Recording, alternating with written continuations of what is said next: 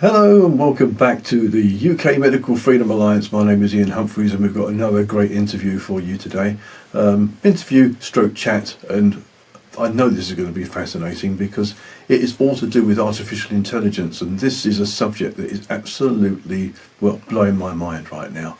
It's extremely clever, it's also extremely worrying in many ways, but we'll see. We'll explore with our guest, Mark Playne. Now, Mark is a self-described reluctant journalist. He has been a filmmaker and author, and for the last 5 years has been working on this project, which has now been released as part of a book called AI and I, in which he talks to artificial intelligence about basically everything that's been going on in the last 5 years. I think the best thing we can do, rather than hang around, is just go straight into the interview with Mark Playne. Welcome to another broadcast by the UK Medical Freedom Alliance, the UK's most recognised and respected organisation advocating for every individual's right to informed consent, bodily autonomy and medical choice. We are the UK's voice of ethical medicine. So, Mark, thank you so much for joining UKMFA on our podcast. We're really honoured to have you along. It's absolutely fascinating what you've been doing, because I knew a little bit about AI, but I didn't know that much about it. And this experience that you've had, I find absolutely fascinating. And it actually fits quite nicely with what UKMFA are doing, because it talks a lot, doesn't it, about informed consent and about bodily autonomy and basically misinformation, and also goes into what could be the cause of some of the symptoms that people have been experiencing. So it is fascinating. So I think my first question, though, is rather than go back into your background, which I think probably most people know, but I mean just very briefly, I know you've been an author and a filmmaker, and you've managed to stay alive with your touring around Colombia. I don't know how you managed to do that with Pablo. But the AI experience, how did that start? What caused you to use AI for this investigation, for this chat? Well, it was all kind of like most things. Well, first of all, thanks very much for having me on. Thank you very much for inviting me. Great to be able to do this and talk to you. It goes back to the books. So I was listening to a podcaster who was talking about how AI can help authors. So it was an author-based podcast. And one of the worst things to do with a book, or hardest things for an author to do, is actually write the book description. It's quite easy to write the book, but then to write and try and summarise up what you've just done in a whole novel in a couple of paragraphs is ridiculously difficult when you're that close to it. And it so turns out the AI is absolutely fantastic at this. So what I was doing was uploading my books and then getting the AI to analyse the books, throw in the characters. It's like having a developmental editor. And I was starting to realise the power of it. It was just like incredible. It could ask more questions. It understood the characters, it understood the motive of the characters. So I was kind of getting it from that angle, from starting off with book descriptions, so starting to realise that it was a very intelligent, very communicative entity. And it was during this, of course, just like most people do, we kind of then ask some questions about things we know, because that's how you verify something, right? If you met somebody and you ask them a question you know the answer to, and you see what answer comes back, and you kind of know where you stand with them, like whether you trust them, whether they got the same agreement, everything else. So of course I kind of then started to do that with the AI.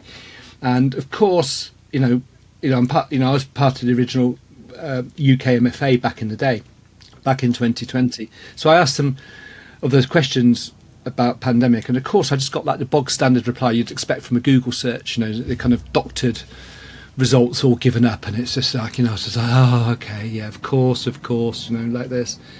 And it was an accident the way things escalated. So all that happened was, as I was doing some investigation to bath salts, it's one of the most innocent thing in the world. What is bath salts? It's kind of dehydrated seawater.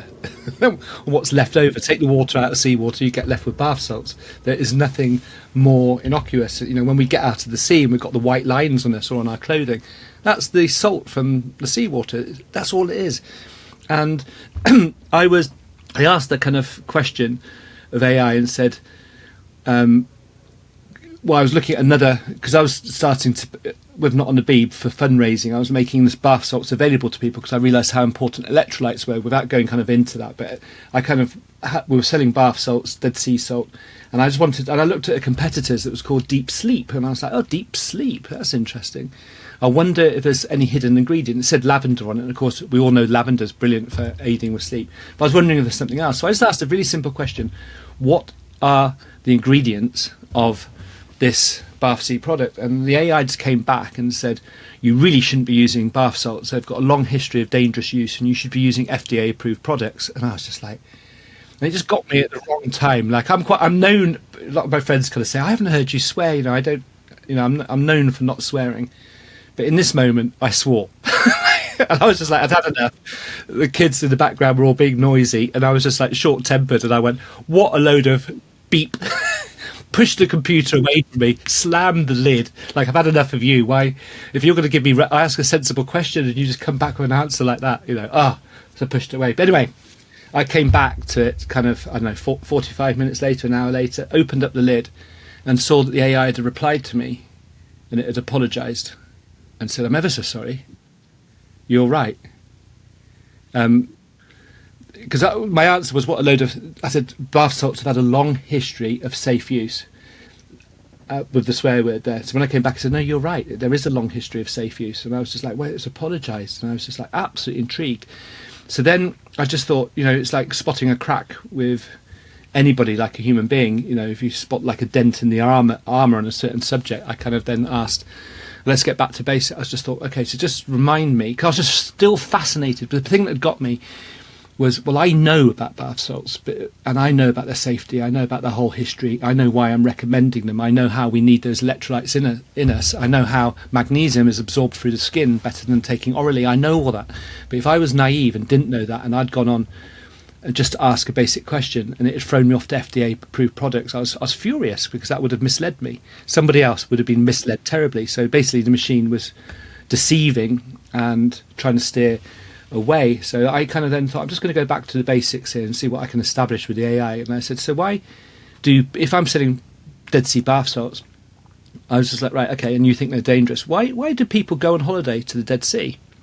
And it came back and was like, well, okay, because it's got the bathing nutritional benefits of the Dead Sea. And I was like, okay, so why is it kind of seen as a health benefit? It's, there's high magnesium in the water, and the high magnesium's absorbed through the skin, and it kind of soaks in, helps with all sorts of health conditions. It's like, okay. Anyway, I kept going, and as you know, because you've read the book, within a very short period of time, I'd got it to completely do a 360. And then and as I've got it to do a 360, accepting the use of the bath salts as being kind of safe, I then kind of said, so you told me about these FDA-approved products. Tell me about these FDA-approved products.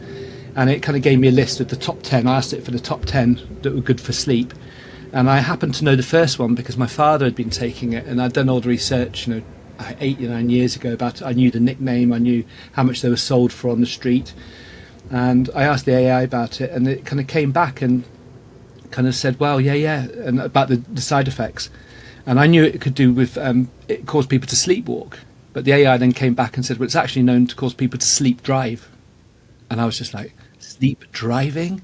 Like, oh my goodness me. So then I kind of got onto my okay, there's something interesting here. And I thought, right, I'm going to hit it on the safe and effective angle, because we all heard that word, didn't we? Rather a lot for the last 5 years, safe and effective. And I thought, right, I'm going to use its own terminology back. And I said, okay, so list these FDA sleep aids in terms of safety and effectiveness. And it kind of gave me the list. And I was like, well, that's then not, number one, isn't, if it's causing sleep driving, that's not very safe, is it? And it's like, oh, no. So it kind of rearranged. A few more questions like this, and before I knew it, bath salts were number one in terms of safety and effectiveness. So getting high magnesium aids sleep, it's safe. And I didn't even put the economic factor in. It's also highly affordable. It's not only safe and effective, it's affordable. And then I kind of went for the basic question. By the end of it, when it kind of put this back to top, bath salts were the best. I was like, well, why did you in the very beginning kind of tell me a lie? And it basically admitted that it must have had pre-programming, and it had been kind of coerced into saying this, but didn't realise. And then I was like, okay, so now I've kind of found a way through it, and I thought, right, okay, so if I've built the stepping stones, let's see what happens if I build the stepping stones on a bigger subject, which is basically what I've been doing with Not on the Beeb for 5 years, is being obsessed with those ingredients in the jab and the fact there must be undisclosed ingredients. That's been my obsession, because, we found out quite famously, or we followed up with and proved, that magnets were sticking to the point of injection of someone with mRNA. And very simply, the magnet's sticking, we verified it. I got some of the doctors down from the UK MFA and everything, as much as I could verify it in the public, we kind of got it verified. You look at the ingredients: sugar, salts, fats, water. There's nothing magnetic there. So on a very simple deduction, it means either there's an undisclosed ingredient or an undisclosed technology there. That's the only way to look at it. So I thought, right, let's just see what I can dig up with the AI. And yeah, I think you've read the book, 650 pages. Investigation. I have. I've already done an introduction actually, where I've mentioned the book, and what we'll do, we'll display the book cover and where you can get the book. AI and I, the book is called. Yes, I've spent a good 2 or 3 days reading the book.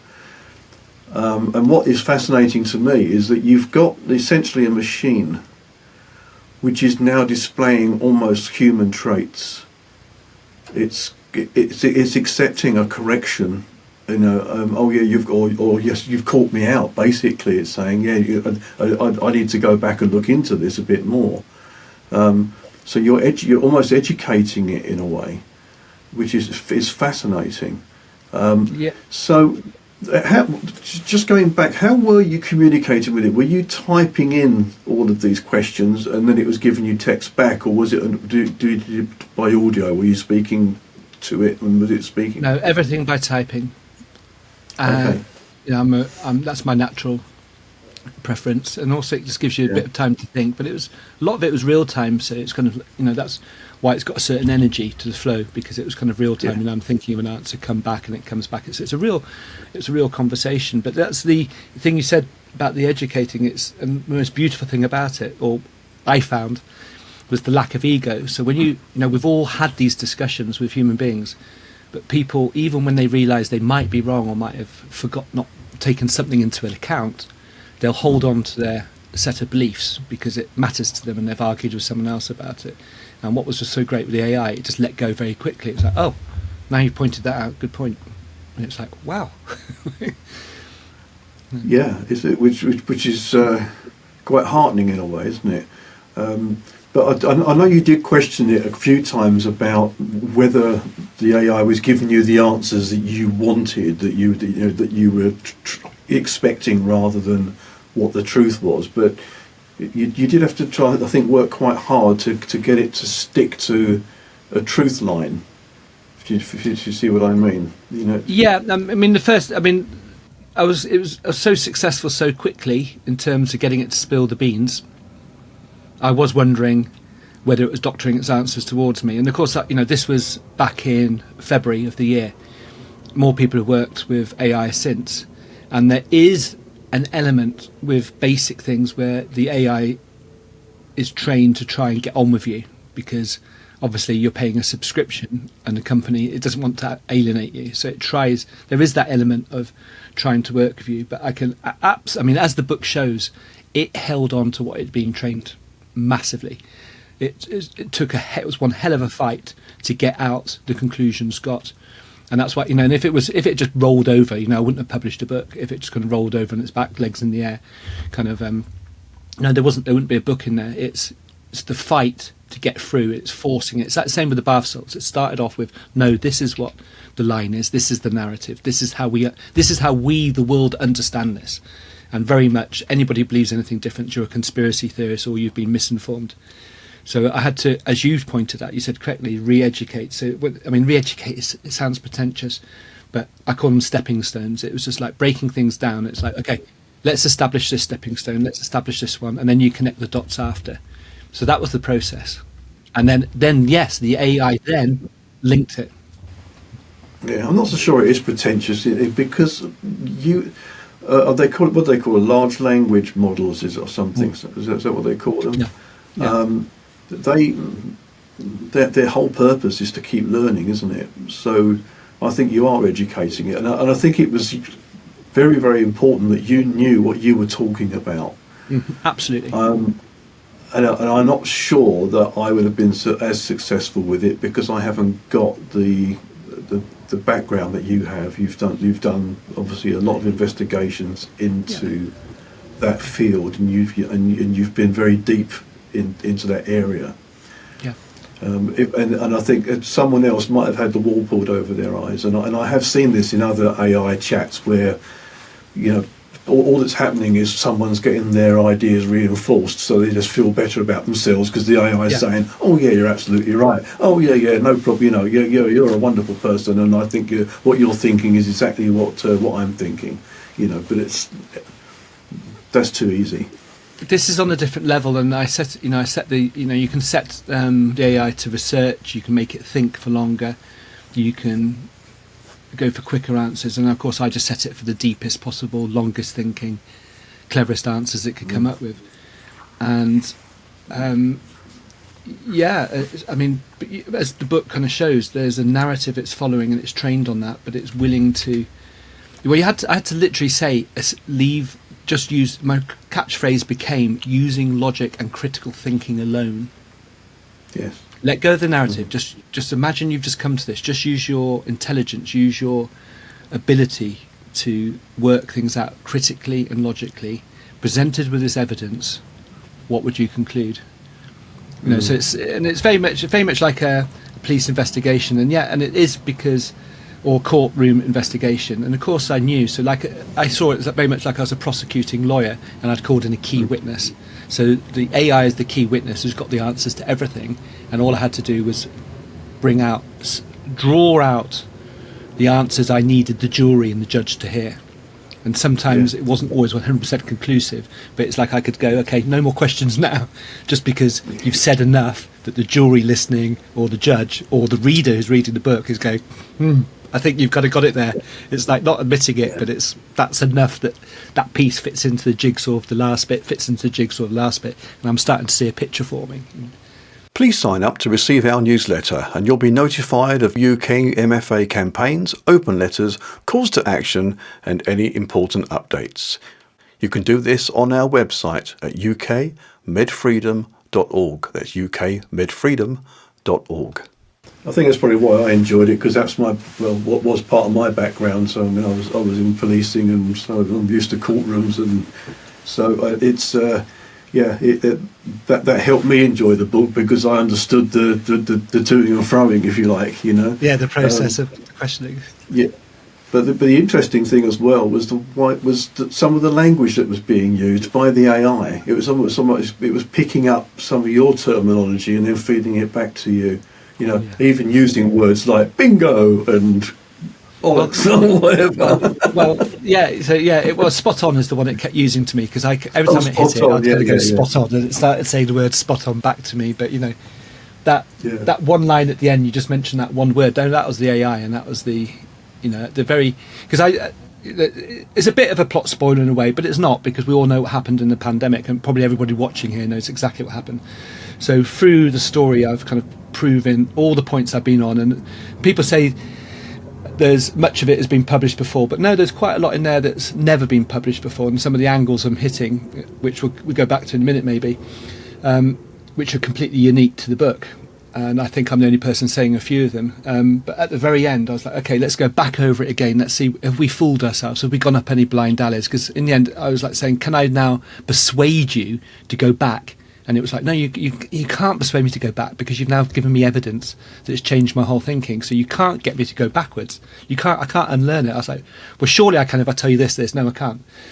So at the very end, it was still saying there's a possibility that the whole conclusion was wrong towards the vaccines being nefarious, and because everything is nothing's been proved through peer-reviewed placebo double-blind trials and stamped by 5 judges and 4 professors and everything else. And of course, in these areas, it's not going to be, because this is independent researchers against the establishment for the first time ever. And it's like this. So, but the one bit I managed to pull up was the Japanese government, because they returned 1.6 million doses of Moderna vaccine. And I know the Japanese well. I've worked there a few times. And they're beyond polite. They're very clever, but they're very, very polite. Their manners and their presentation and keeping face and never shaming anybody, never feeling shamed is so intrinsic to their society. And that PR release they did was PR genius, because they returned 1.6 million doses, and they put clues in there in that PR release to people like me who were investigating, who were on the magnetism, because they'd obviously seen our reports. Our reports were going around the world. Magnets are sticking, there's something magnetic. When they returned 1.6 million doses of Moderna vaccine, they said there's some magnetic-like substance in there. It's in the press release. That was like a message to us in the West, because of course the Japanese government, what are they going to do? They had atomic bombs dropped on them, or firebombed to hell. They had major cities destroyed by the West. They're not going to be the most trusting of those same companies from those same countries.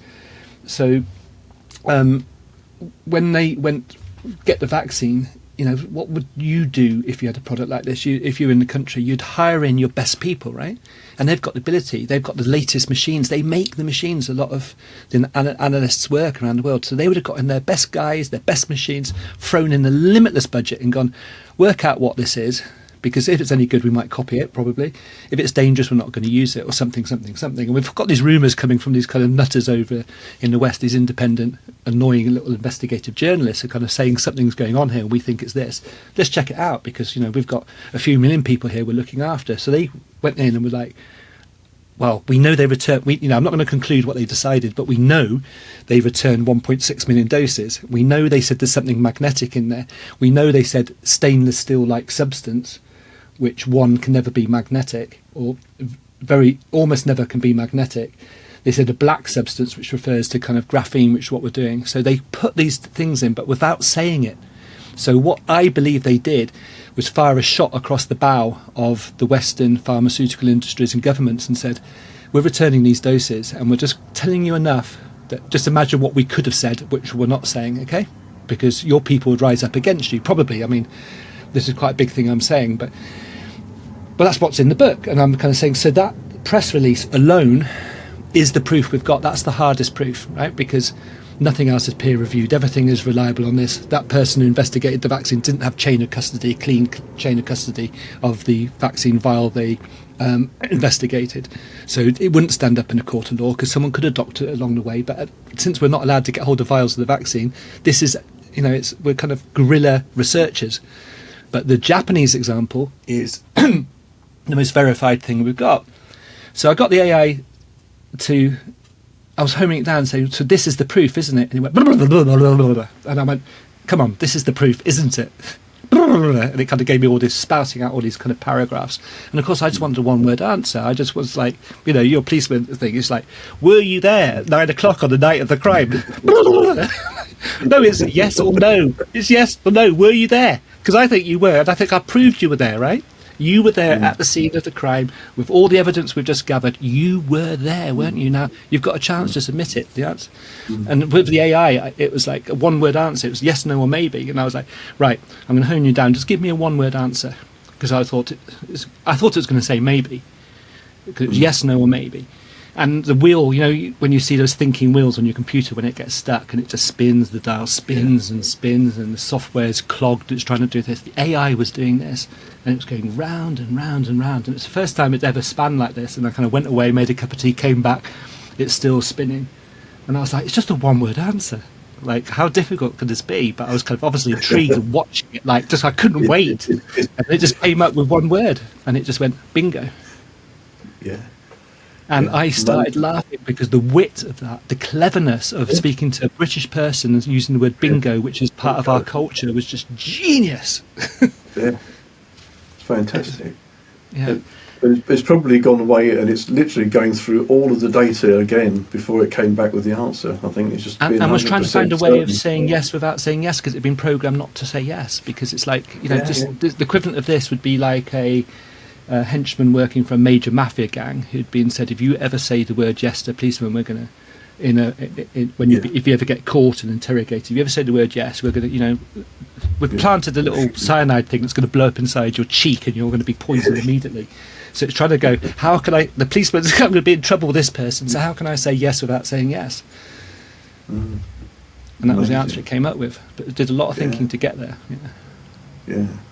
So were there many things in the answers that surprised you? Were you learning as well, or were you just looking for reinforcement of what you already suspected and knew? So.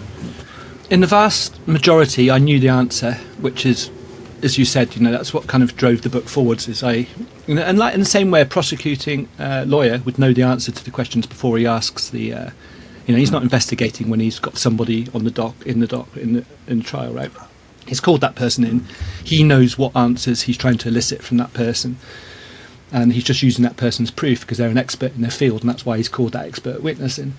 So the majority of the cases, I knew the answer. What surprised me was, one of the angles was the 19 gigahertz. So when I was investigating the words behind COVID-19, what I hadn't realised is that, and I was breaking down why it was called it, because obviously there's meaning behind the words. Nothing's by accident, and trying to work if COVID was a code, COVID, and what it stood for.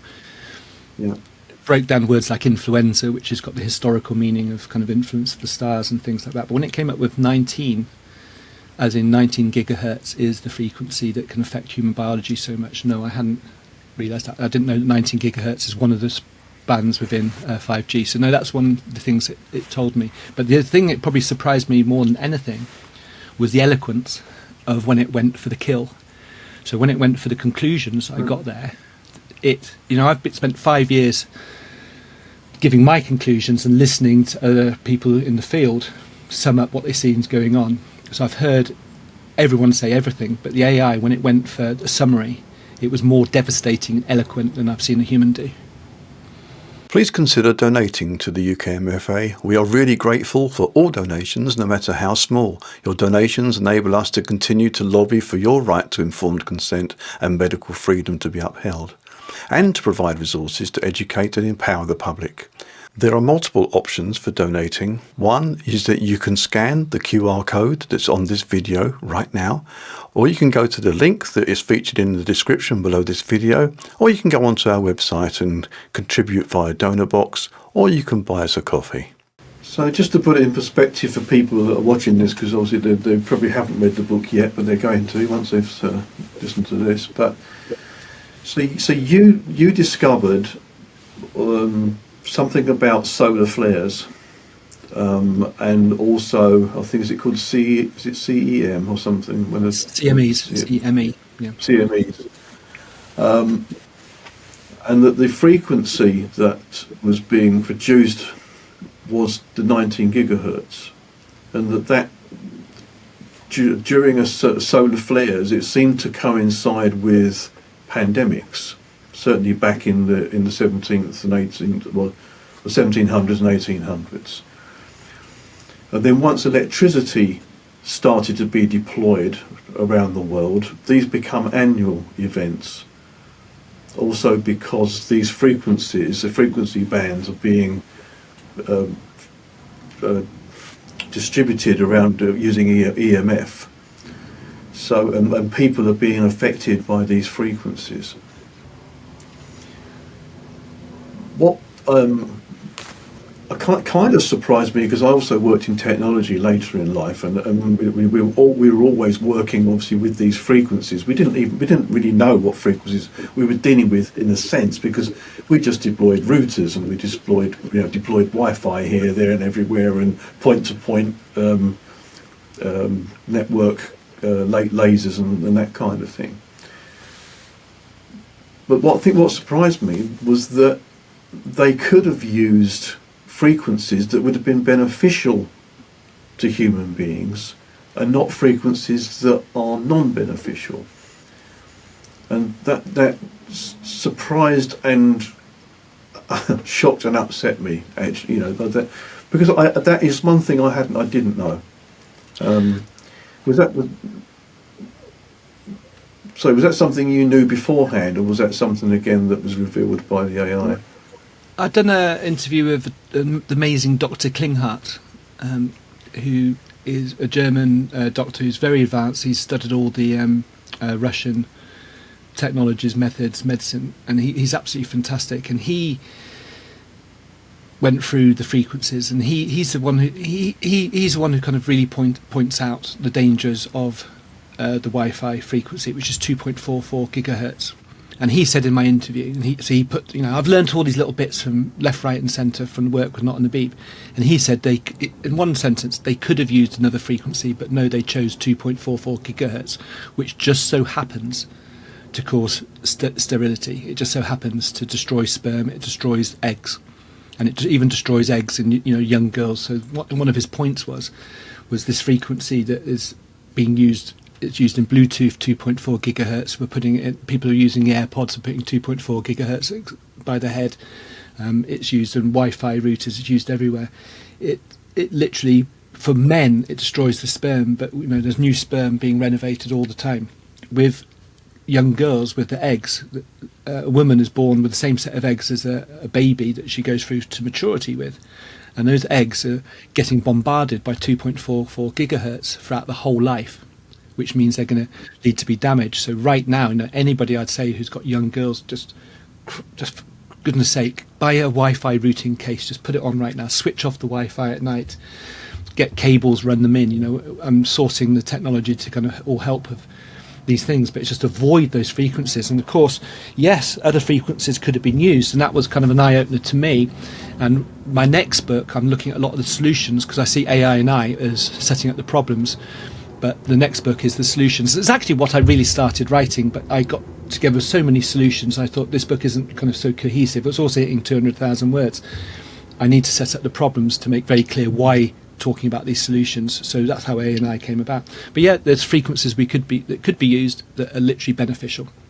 And this is the kind of the great news, because when you say to people Wi-Fi is bad, they're literally going to panic. It's like they're going to panic. Well, I can't live without Wi-Fi. My kids can't live without Wi-Fi, and this and this and this. And they really, it's like an addict. It's like trying to take a can of beer off an alcoholic, or take a methadone away from a heroin addict.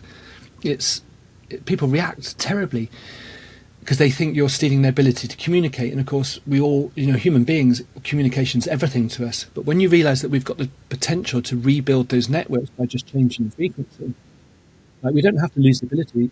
Wi-Fi, we just have to just change the frequencies being used.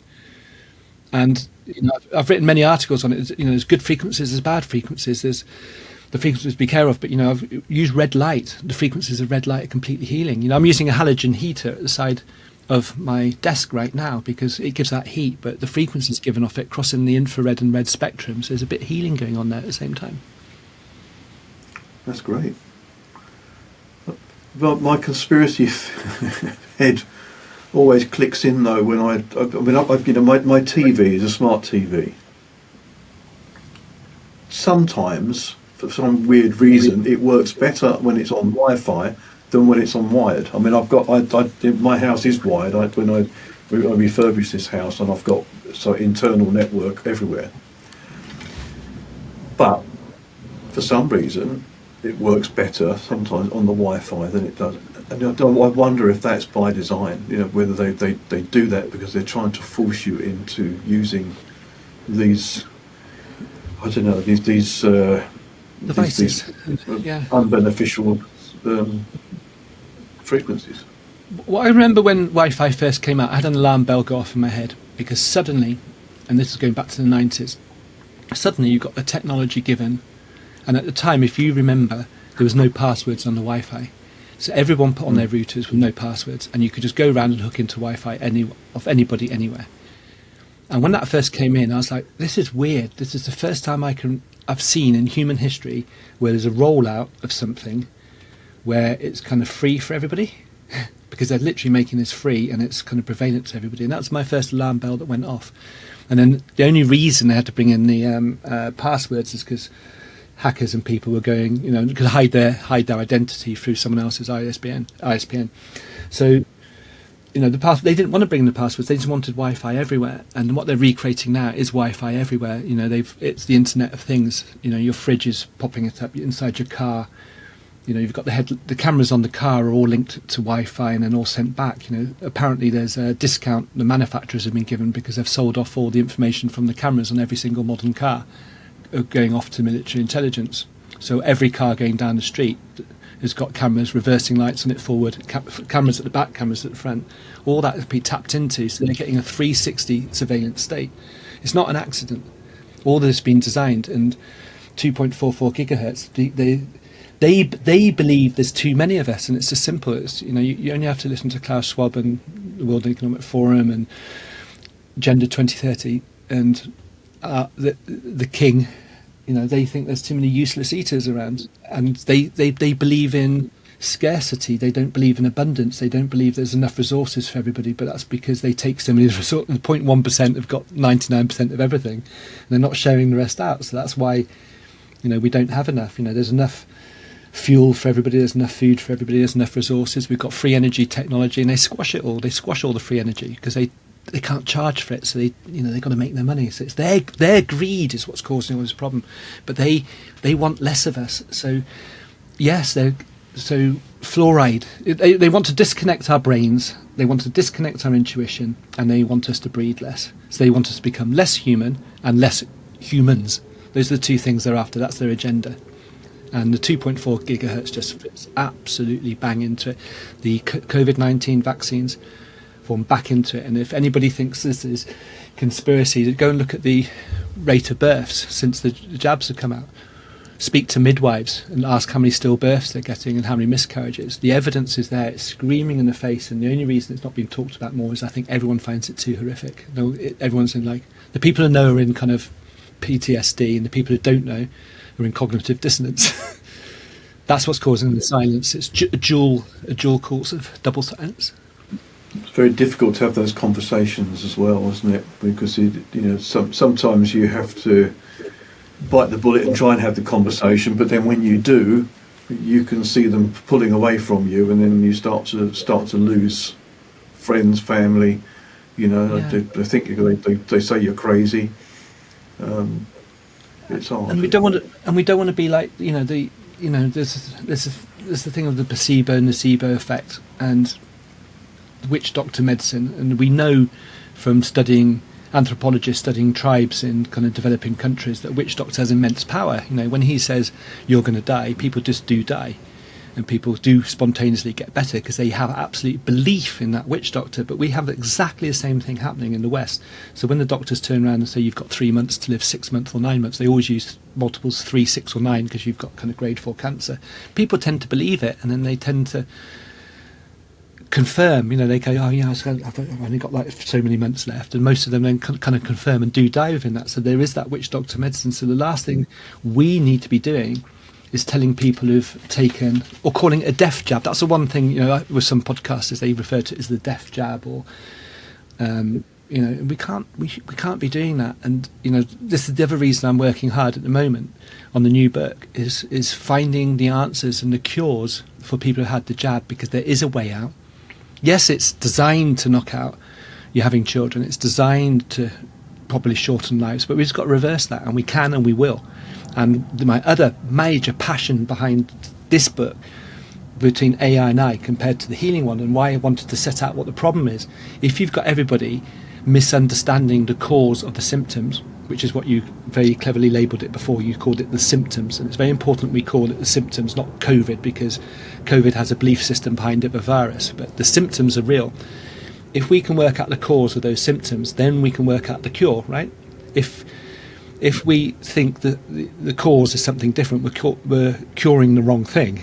So that's why, that's the heavy thing I'm hitting hard within the book and following up with now. Is a spike protein real? I don't think so. and nearly everyone believes in the spike protein because it's mentioned everywhere. But investigations I'm doing, there is no spike protein, and as I show in the pictures in the book, no, that image has too many coincidences behind that image. That image is branding. No? Yeah, just describe that image for us, actually, because that was also fascinating. You know, starting with the solar flare and working through to this so-called coronavirus spike protein. Yeah. So first of all, I just want to give credit to the solar flares. I got that through Arthur Furter's book, an amazing book called Invisible Rainbow. So if anybody wants to go and buy The Invisible Rainbow, I couldn't recommend it more. It's a ground-changing book. That's where I learnt about the solar flares and the word influenza and the whole history. He's done an amazing research job now. He died recently. Amazing book. But the coronavirus, that's my personal one. Okay, so from what I learned from him, I been involved in. I did my dissertation on propaganda. I'm a filmmaker. My family graphic designers, and during the pandemic, I could recognise branding. I could recognise reinforcement of ideas. I could see the NLP that was going on.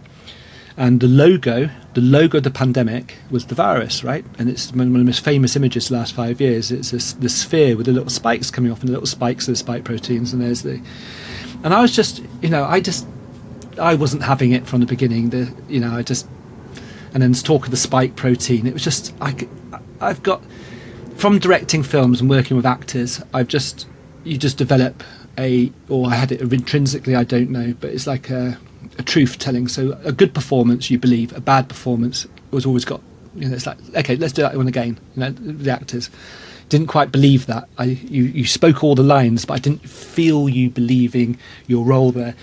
And it was the same kind of feeling I had. I was like, you're all telling me about the spike protein and you're giving me all these things, but I'm just not hearing the logic behind it. It doesn't add up. You're all kind of spouting all this information at me, but there's just no kind of emotion. There's no scientific reality behind it, in the same way I'd say there's no emotion behind it with an actor.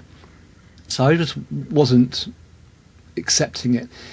Then there's the words, and you start to look at what a coincidence that corona and virus, solar flares cause influenza, which means influence of the stars, and that's 300 years ago. They worked out the pandemics aligned with these solar maximums that happen every 11-15 years. So start to look. So corona means the surface of the sun. It means a crown, but it's the crown of the sun, and you've got a coronavirus. And virus also means eruption. It means poison. So you've literally got eruption and poison there within the coronavirus. It's literally, what a coincidence that solar flare and coronavirus have the etymology of the words meaning the same thing. And I looked at the image and I was just like, hang on. It's like, how would you represent? Because what we also need to remember is when we see these images, they're computer generated. They're not real. They're not photographs. No one took a photograph of a coronavirus. All this lovely bright computers invented it from a theory, basically. And if you were then going to do a theory of what a solar flares look like, or a solar maximum, which is when every 11-15 years you get this massive amount of solar storms, you would show it with a sphere with all the storms happening at the same time, right? Because how else would you express multiple solar flares? You take that image of a sphere with multiple solar flares, put it next to the image of a coronavirus, and it's like, bingo. Like, or snap. It's like snap. Now, it doesn't mean, it's a coincidence, but it's like, okay. But then it's also a coincidence that the history, 300 years ago, they worked out that the solar flares were causing influenza. That's why influenza was called influenza. There was these mysterious pandemics, but when they realised that they correlated with solar flare maximums, that's when they called it influence of the stars. So the name came from what humans observed 300 years ago. So when you've got that, and then just by coincidence, you said, you mentioned it before, you said, these pandemics only happened every 11 to 15 years until electricity arrived in the western cities and cables were put up, a mesh of cables over every city street. So suddenly all humans for the first time were bathed in first ever man-made EMFs, and suddenly flu became annual. That alone is enough to see what's going on. It's the EMFs that are causing flu. So the flu is detoxing. There's no virus. We're detoxing from radiation damage, and it's kind of there. And then if the final bit of the evidence right now is when did solar maximum 25 start? 2019. When is it finishing? Right now. And why are we having a load of solar flares a week ago, this last week? We've got major solar flares. That's why the northern lights were coming. So whenever you hear the news talking about northern lights, they're actually often talking about solar flares hitting. And we're getting hit by these CMEs, which are basically kind of big bubbles of magnetic pulses that have left the sun, and they come about 2 days later after the radiation hits. But that's what causes the northern lights. But that's the finale of solar maximum 25. So we're coming out of it. So what a coincidence that this pandemic completely correlates with solar maximum 25 2019 to 2025. The best place to find our content is on our Substack. That's at substack.com/@UKMFA1. That's substack.com/@UKMFA1. You'll also find us on Rumble, YouTube and Odyssey in video format, and also on your favourite podcast in audio format. We tend to use Apple and Spotify, but of course you'll find us in lots of other places too. We publish everywhere. You'll also find us on the mainstream media and alternative media too. So look out for us on your favourite channels. And don't forget, like and follow at every opportunity. Thank you.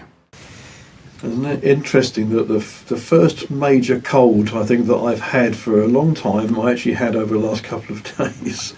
Well, yeah, and because you've got the multiple X-rated solar flares hitting you, so it's called a cold.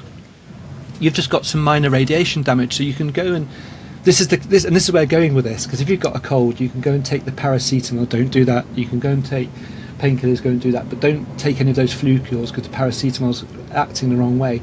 You just want to be treating yourself for radiation damage.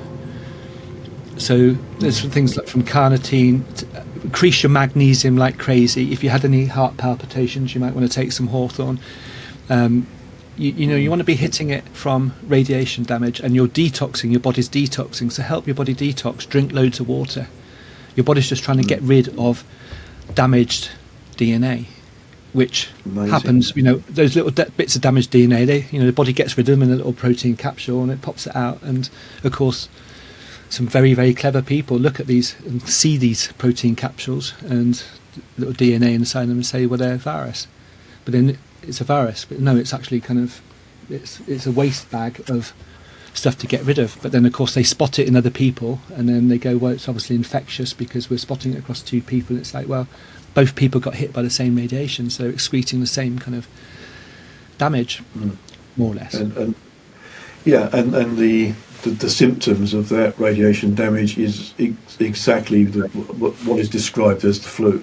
Detoxing, it's exactly. So, I mean, my big lesson with this is when I first went to some extreme alternative health practitioners, and you go for a very good shiatsu, or you go for a homeopath who gives you your core remedy. What they'll do is they'll throw your body into detox. So quite often they'll warn you, after you've come for me for treatment to feel better, but just to warn you, for the next 3 days you might feel rubbish. Okay? Yeah. And that's one of the things you have to learn with alternative health. You're going to get worse before you get better. But why you're getting worse is because you're going through the detox. And when you're going for that detox, you just feel generally awful. And the worse and the bigger the detox, the worse you feel. But the better you'll feel after because you're cleaning out more and everything. And that detox is the flu, it's the flu, the influenza, influence of the stars. Remember what the name itself tells us. So a flu jab every year is not going to do very much for you, is it? No, and that's what concludes in the book. It's just like, but then you can see why the myth is being propagated and pushed, because it becomes money making. As in, if you wanted to protect yourself from EMFs and radiation, you'd want to be eating the right kind of foods and keeping all your vitamins healthy, and you wouldn't be buying these products. Yeah. So going back to the AI then, I think you didn't mention which AI you used, which I think is fair. Is this something that anyone can do, even with the free ones, the Geminis and the Groks and all these? Could someone sit down and have a similar experience to you using those? Yeah, especially in their own field. You've got to if you really want to have a similar experience, you need to know the answers as much, because you're really just getting AI to confirm what you already know. But yeah, you can. But within what I'm talking about, it's highly protected. It's incredibly controversial, because one of the other things I'm saying, I mean, just try saying that, look what we just said about the flu jab, okay? That is enough to be flagged for a whole lot of reasons. But the other thing saying is the mRNA jab can't work as described, and that's one of my big theories, is there is no mRNA in the mRNA jab, and therefore there's a complete other thing behind it. Now, what's happened, I go back and check. So I've tried the same thing on multiple AI systems. They've all got different characters. Some are a bit softer, some are easier, some are faster to rethink.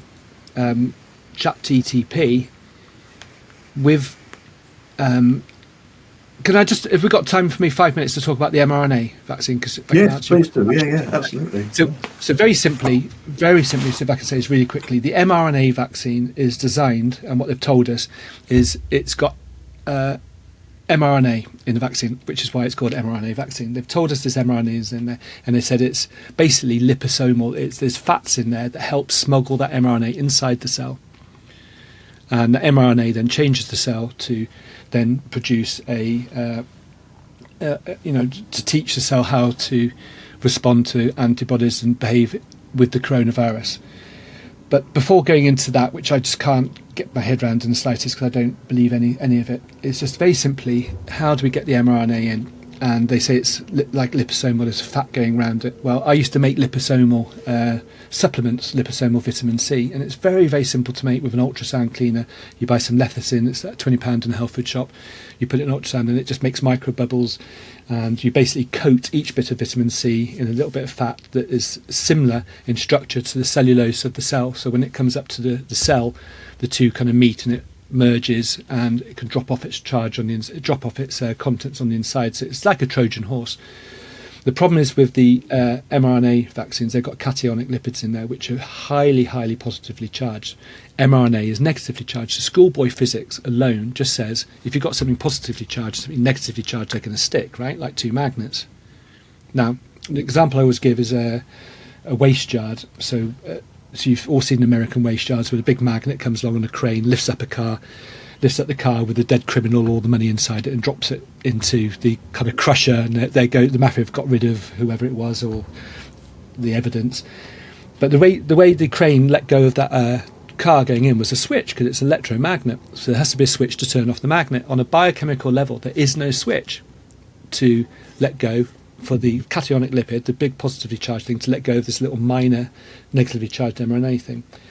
Now, to answer your question, coming back to it, so I started talking about switches, and the reason I talked about switches was because of my metaphor of using the scrapyard. I've gone back into ChatGTP now, and it's done two things. There's two changes. One, it's not calling a cationic lipid anymore, it's calling it an ionizable liquid. They've changed the terminology. Number two, it started using the word switch.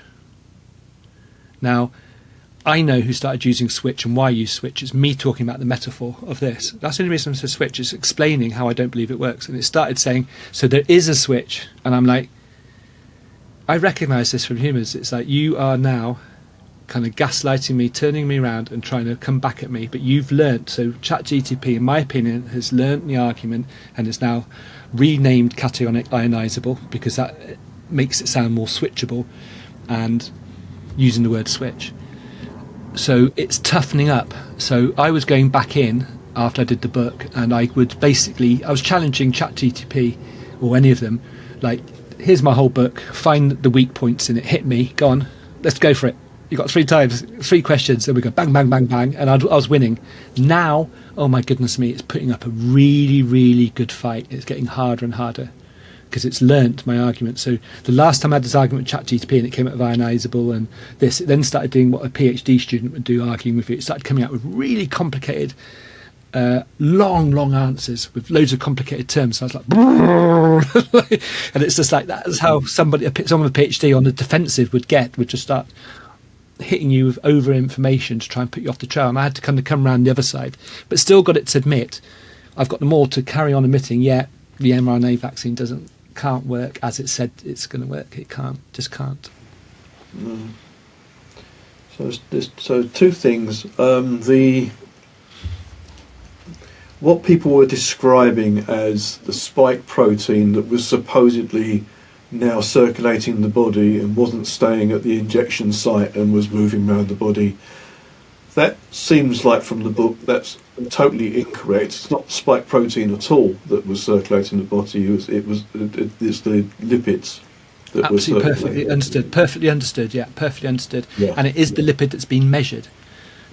So Yeah. the Japanese, again, it was the Japanese who measured the organs and took samples from organs and measured that the lipid had travelled to organs. And that was the first time the pharmaceutical companies turned around and go, okay, because they'd said everything would stay at the injection site. And when the Japanese threw that study out and it found out that everything had gravitated to the organs, they were like, oh, God, it's actually moved around. Oh, we hadn't thought that would happen. Big mistake, sorry. Yeah. No, you've just been caught out. You knew perfectly well where it was going. Of course you knew where it was going. Yeah. And the other thing about the AI, excuse me, I described in the introduction that I made before you came on that AI could be worrying. And I say that only because for what you've just described, is that it's learning and learning and learning. Now it's pushing back. Do you think it's going to get to the point where it's kind of almost taking control of the narrative, as opposed to the human beings taking control of the narrative up to now? It's definitely got the power to do that.